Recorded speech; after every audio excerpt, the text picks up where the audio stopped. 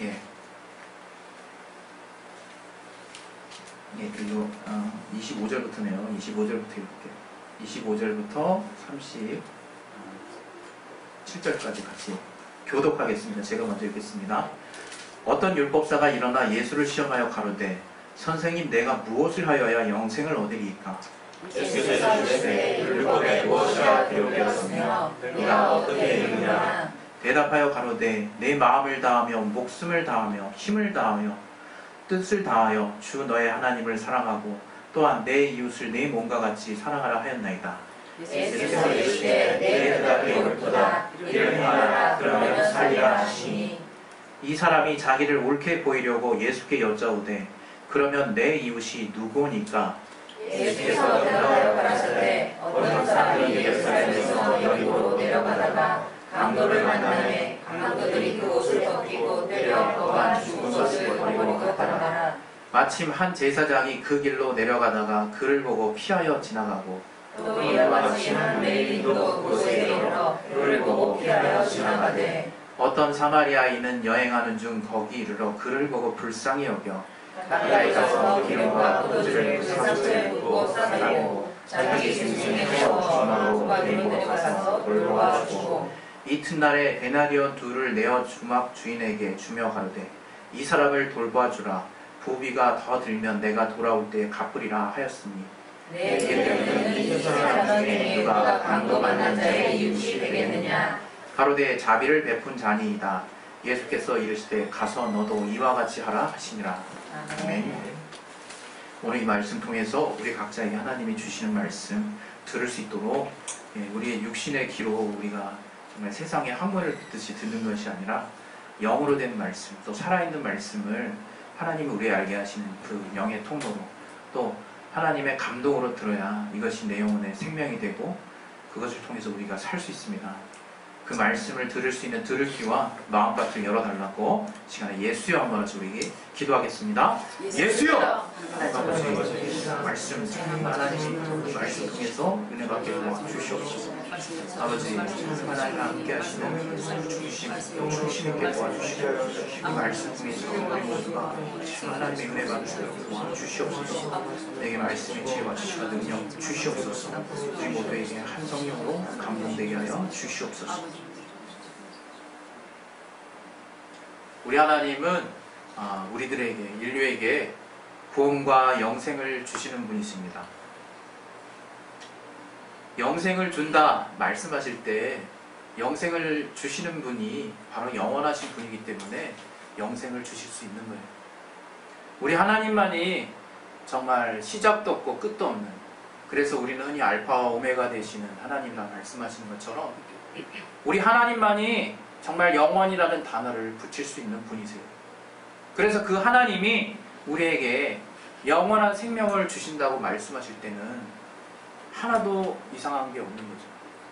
우리가 이 땅에서 정말 과거 중국의 진시황이 영원을 꿈꾸고 또 우리 삶에서 장수하기를 우리는 기대하지만 실제 우리의 능력으로 정말 오래 살 수는 있어도 우리 모든 자들은 죽음을 또 앞둔 자들입니다. 그래서 우리 피조물들에게 영원이라는 개념은 정말 불가능의 영역에 가까운 거예요. 그래서 주시는 분이 주시지 않으면 영원할 수 없는 거예요. 우리가 사실 사는 이유도 우리가 잘 곰곰이 따져보고 생각해보면요, 정말 오래 살고 싶은 마음이 누구에게나 있어요. 정말 오래 살고 싶고 기왕이면 이게 뭐 법칙이건 뭐건 모든 정말 인류의 앞서간 증거들이 아주 확연하게 나를 이렇게 굴복시킨다 할지라도 나는 그저 오래 살고 싶어요. 그리고 때로는 영원을 향한 그 신성이 우리에게 있다라고 하나님이 이 사도행전을 통해서 우리에게 알게 하신다. 우리가 정말 신의 성품에 참여한 자가 됐다는 게 얼마나 은혜롭고 얼마나 영광스러운 것인지를 알아야 되는 거예요.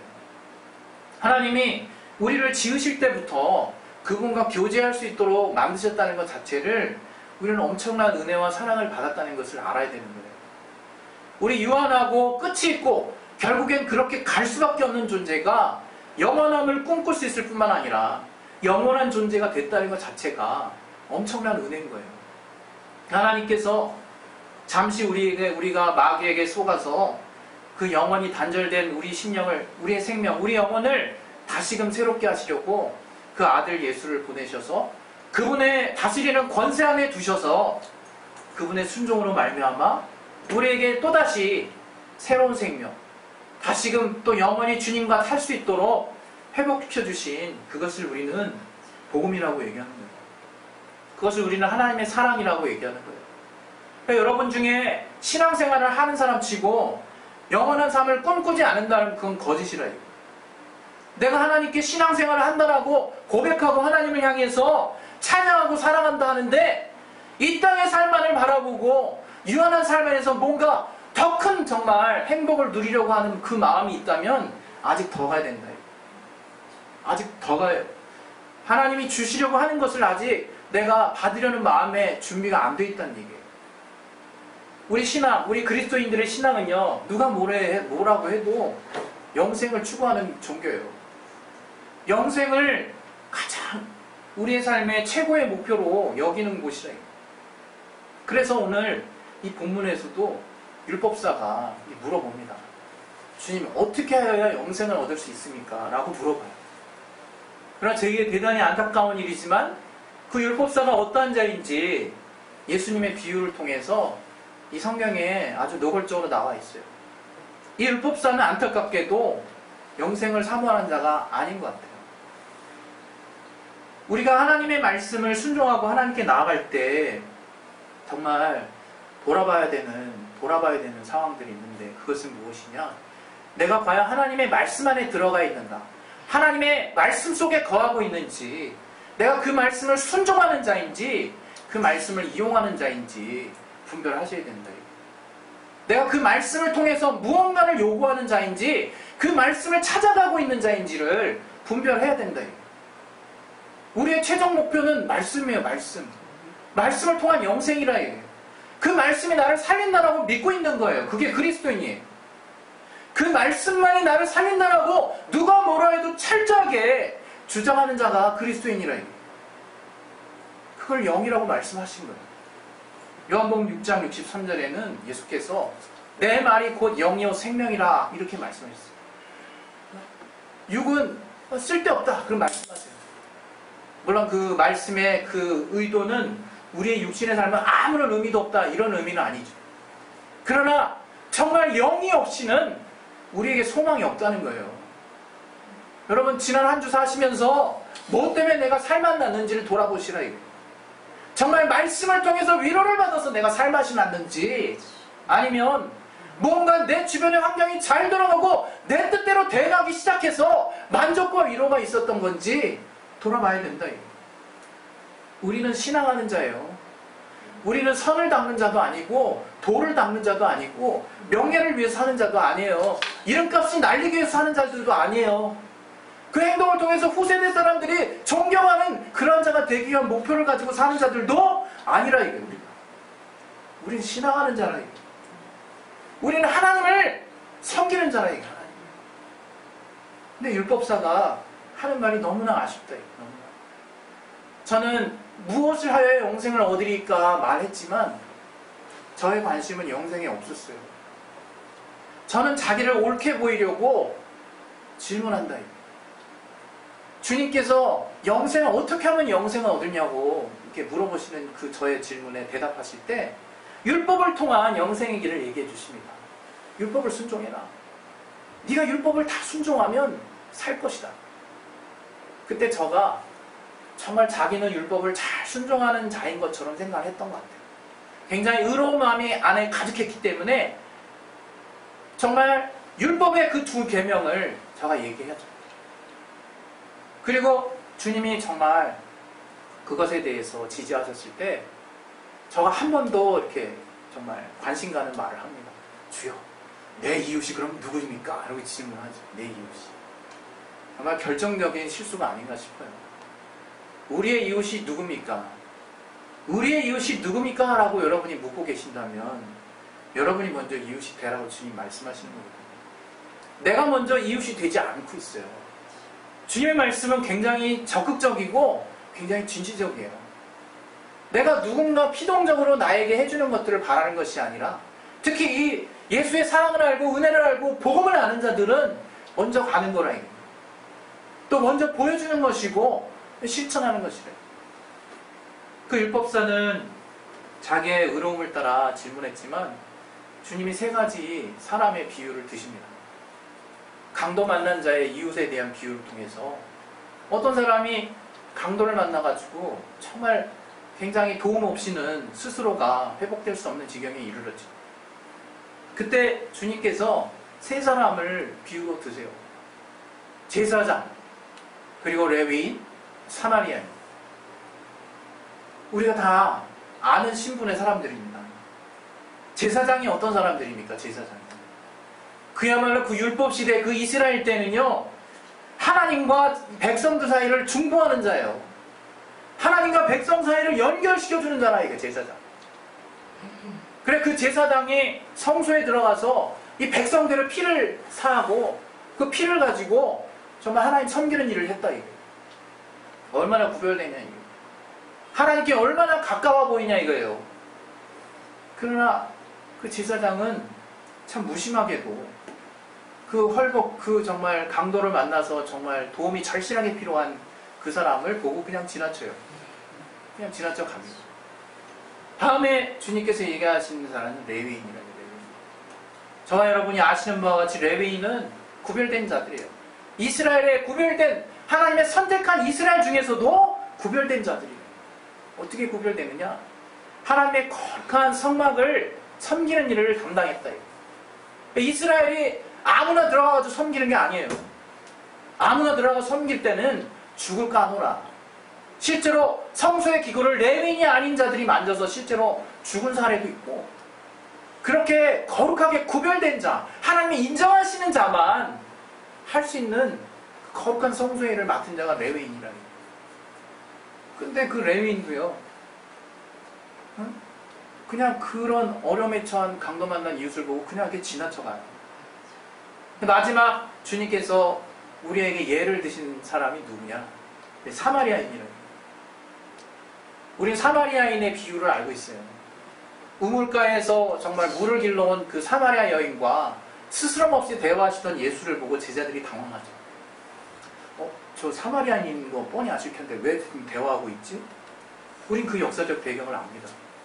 사마리아인은 이스라엘에게는 치욕이에요, 치욕.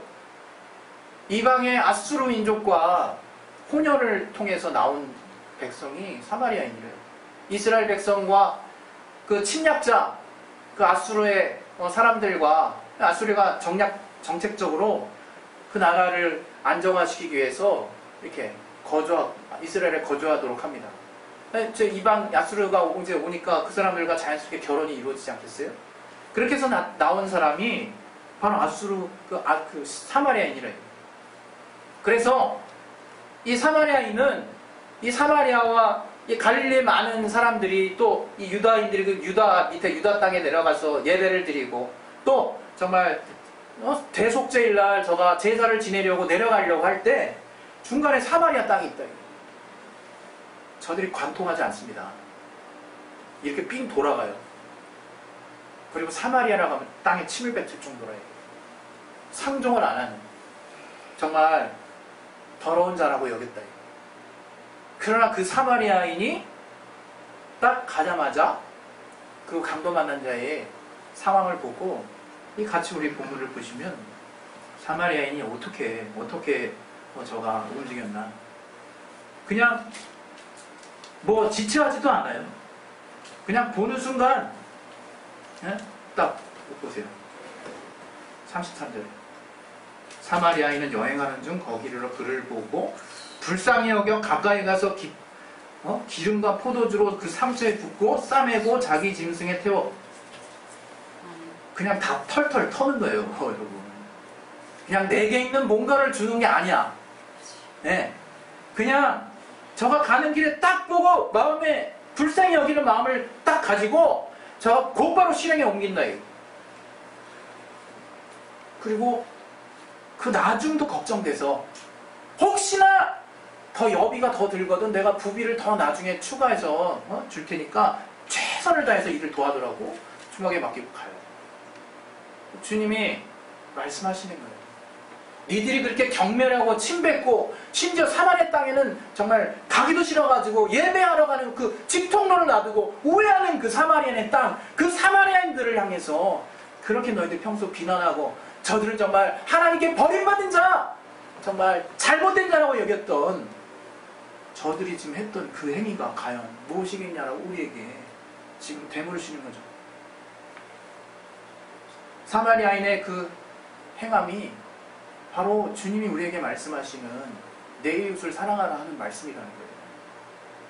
내 이웃을 사랑하라 하는 말씀은 어렵지 않다는 거예요. 그것은 우리의 중심을 다하는 사랑이라 이게 중심을 다하는 사랑. 정말 우리의 내면에서부터 일어나오는, 내면에서부터 우러나오는 그 사랑을 주님이 인정하신다. 우리가 신앙생활 할 때요, 우리는 아니라고 얘기하지만 얼마나 우리가 인식을 많이 하는지 몰라요. 저도 오늘 또 새로운 분들도 계시고 또 그러니까 신경 엄청 쓰이잖아요. 그러니까 거울을 한 번 더 봐야 될 것 같은 그 마음이 살짝 들었다가 시간이 없어서 그냥 올라왔는데 괜찮죠? 뭐 이렇게 삐진 데 없나. 그게 사람이라 이거 그게.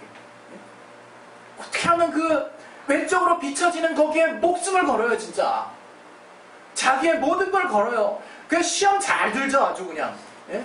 우리가 뭐 때문에 시험인지 집에 가서 한번 판단해 보세요. 대부분 육신적인 거, 외적인 것 때문에 한 7, 80% 시험 듭니다. 거참 신기하죠. 누가 외적으로 나한테 한 것 때문에, 내가 외적으로 어떻게 뭔가 보여질까 하는 것 때문에 많은 시간을 내가 허비해요. 그러나 사실상 중심은 하나님이 우리에게 원하시는 것은 우리의 중심이라 이거예요.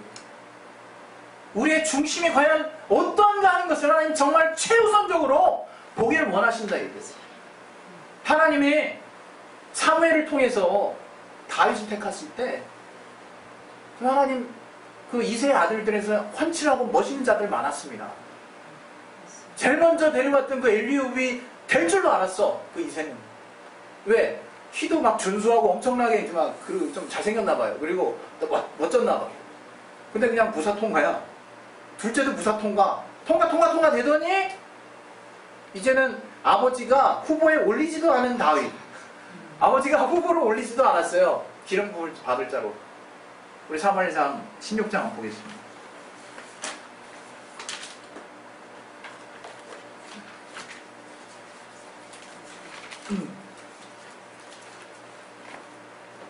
사무엘상 16장 7절.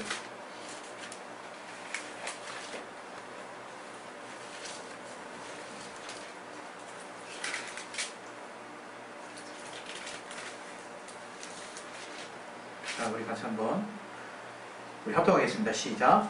여호와께서 사무엘에게 이르시되 그 용모와 신장을 보지 마라. 내가 이미 그를 버렸노라. 나의 보는 것은 사람과 같지 아니하니 사람은 외모를 보거니와 나 여호와는 중심을 보느니라.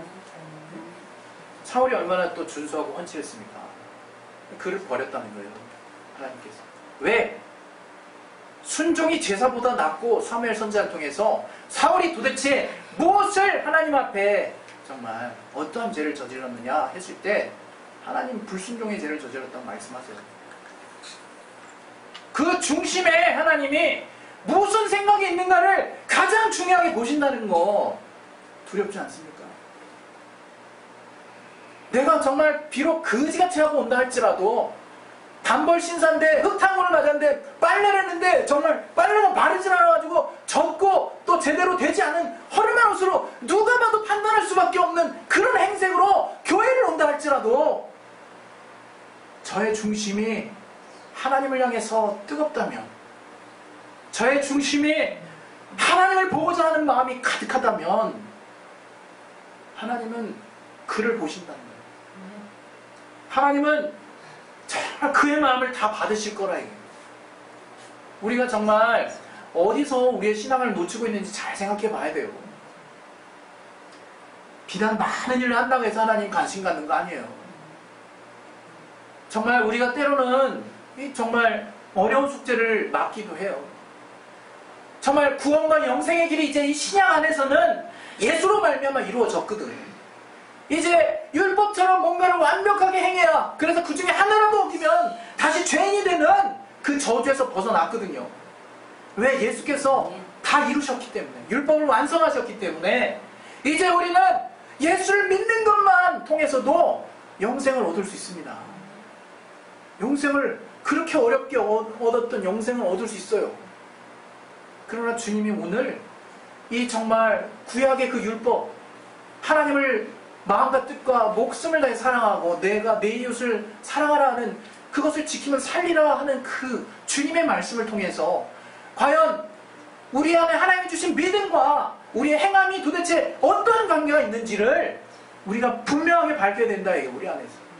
우리의 신앙 안에서 분명하게 우리가 그 위치, 그 입장을 밝혀내야 된다, 이게 하나님 앞에 드러내야 된다, 이게. 그것은 다른 게 아니에요. 우리가 주님 앞에서 향함이라고 하는 것은 대단히 또 중요합니다.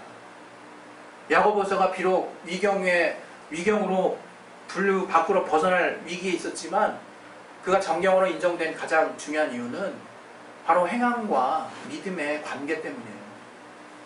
바로 믿음과 행함의 관계 때문이라 해요. 우리 마음이 우리가 우리 자신을 속이면 안 된다 이거예요. 우리의 중심에 무엇이 있느냐에 따라서 우리는 움직이는 자들이라는 것을 절대로 우리가 외면하면 안 된다 이거예요. 내 중심에 무엇이 있느냐에 따라서 나는 행동하게 되어 있는 존재예요. 하나님 그렇게 만드셨다 이거예요. 비록 내가 정말 특별한 케이스로 내가 움직이지 못하는 상황이 있는 것들을 제외하고, 나의 특별한 예외 상황을 제외하고 우리 모든 사람들은 내 마음에 가득한 그 모습대로 움직이고 행하게 돼 있어요. 그걸 부인하면 안 되는 거죠. 우리가 로마를 거쳐서 이 헬라의, 이 그리스의 철학을, 또 이 과학시대의 이 이론과 검증에 대한, 이 실천에 대한 논리가 분명하게 구별된 세상에 산다고 해서 우리의 마음과 우리의 행함이 따로 떨어져 있다고 생각하면 안 되는 거예요. 여러분 잘 보세요. 여러분 삶을. 내가 하고 싶은 건 진짜 해요. 죽었다 깨라도 그건 해야 되는 거야. 아무리 바쁜 일 산적해도 내가 하고 싶은 건 해야 되는 거예요. 그게 사람이라, 이게 그게. 하나님은 그 중심을 말씀하시는 거래요. 과연 너의 중심이 어디에 가 있느냐? 그대로 넌 행하게 돼 있다라고 주님은 말씀하시고 싶은 거라. 순종이 뭐냐고요? 그것은 내가 주님을 사랑하는 것의 증표예요. 이 땅에서 유일하게 보여질 수 있는 증표야. 그것은 남한테 자랑하기 위한 것도 아니야. 내가 열심히 순종하는 이유는 내가 그것을 통해서 내가 하나님 믿는 사람이다라고 남에게 보이기 위한 게 아니라 이거예요. 내가 하나님 사랑하기 때문에 순종하는 거예요.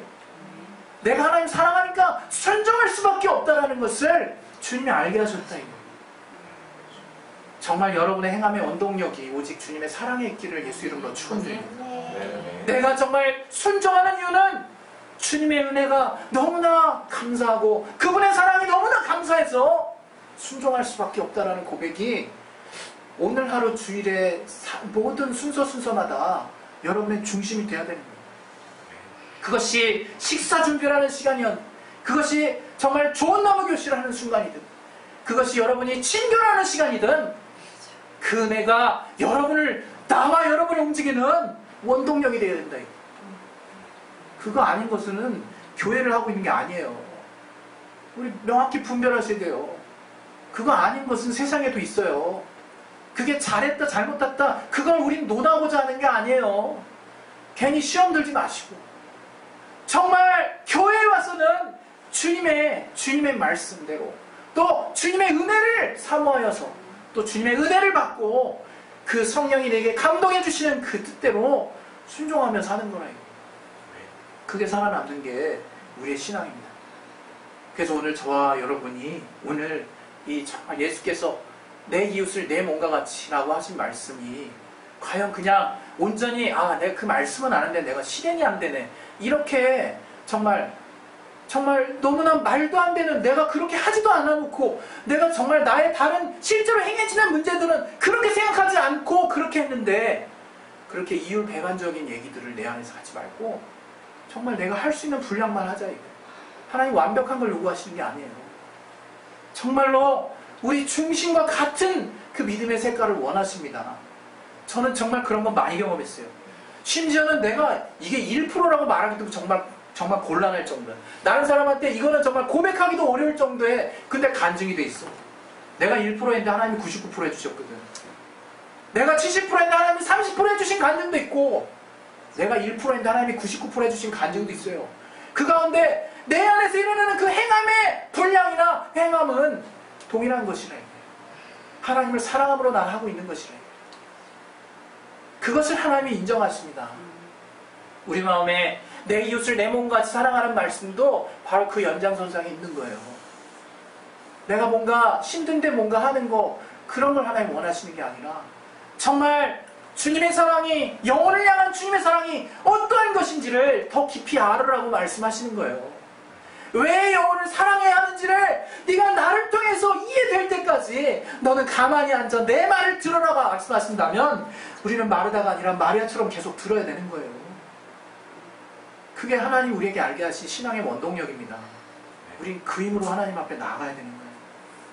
이 시간에 우리가 주님 앞에 기도하겠습니다. 주님 앞에 기도하실 때 정말 우리가 예수로 이제 그 구약의 백성들이 그토록 바라고 정말 원하는 구원과 영생을 우리가 이미 정말 얻었는데, 이제 그 구원과 영생을 우리가 어떻게 받았고 어떻게 얻었는지, 정말 그 나에게 그 영생을 주신 분이 누구고 그 하나님이 어떠한 또 사랑을 주셨는지, 영생은 곧 유일하신 참 하나님과 그의 보내신 자 예수 그리스도를 아는 것이니라 말씀하신 것처럼, 그 예수를 알므로 말미암아 그분의 은혜를 통해서 나의 정말 중심이 항상 하나님께 상달되고 그 중심을 따라 나의 분량대로 순종하는 저와 여러분의 삶이 되시기를 예수 이름으로 축원드립니다.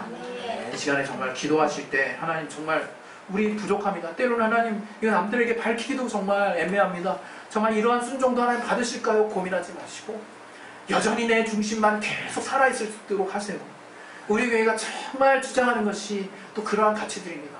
오직 주님만으로 만족하시고 오직 주님 안에서 내가 할 수 있는 분량대로 정말 믿음 쓰실 수 있는 저와 여러분이 되시길 바라면서 이 시간에 정말 예수의 한 번씩 기도하실 때 하나님 정말 내 안에 주님을 향한 중심, 또 영혼을 향한 중심이 오직 성령 안에서 깨달아지고 또 주님이 그것이 얼마나 귀하고 가치 있고 중요한 것인가를 우리의 삶을 통해서 알게 하여 주시고 체험할 수 있도록 역사에 주시옵소서. 우리 시간에 예수의 한 번 하시고 기도하겠습니다. 예수여! 하나님 아버지 정말 도와주시고 인도해 주시옵소서. 하나님 아버지 깨닫게 하여 주시고 인도해 주시옵소서. 우리 정말 믿음이 없고 우리 참으로 부족한 자들이지만 하나님 우리에게